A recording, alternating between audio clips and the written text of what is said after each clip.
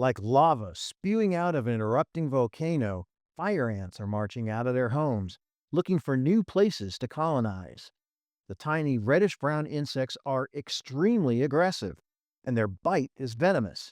Josh Griffin has been seeing fire ant mounds like these for a decade. Probably one of the biggest ones I've ever seen. 16, 17 inches. Enough fire ant bites all at once could cause animals and even humans to go into anaphylactic shock. For people with certain allergies, that could be life-threatening. Reggie Owens has had fire ants on his farm for 5 years. He's had some success mitigating fire ants using bait. You take just a small bit and you sprinkle it out around the mound, away from the mound, and supposedly the fire ants take the bait back to the queen, and then it kills the queen. Owens says his biggest worry is during calving season, when fire ants could pose a threat to newborn animals. What we try to do is eliminate the ant hills, because once you treat them, you'll see where they become, inactive.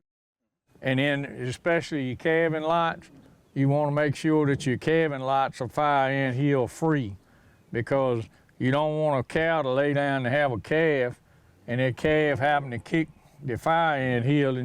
The fire ants' march into new parts of Virginia is closely monitored by entomologists at Virginia Tech. In addition to the threat to calves, fire ants can affect crop production. Fire ants can be moved by hay, and as the hay bales are moved, particularly round bales have been sitting on the ground, fire ant colonies can be moved with them. In trying to manage the spread of fire ants, Day says it's important to make sure vehicles are free from the insects. Fire ants are very good hitchhikers, particularly equipment that may carry any kind of loose soil. And that loose soil can carry the fire ants and then becomes a conveyance that moves the fire ants from one location to another. So they have impacted agriculture in many different kinds of ways. In Lee County, a hybrid form of fire ant has been spotted on some farms. They're a combination of red imported and black imported fire ants.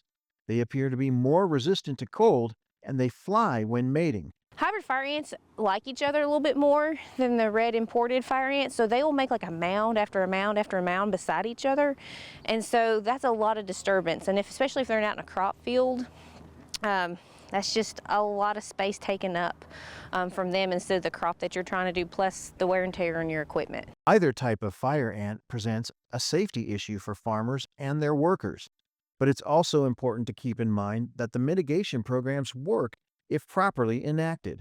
Jonathan Cavan thought he might have fire ants on his Lee County farm. I noticed something strange.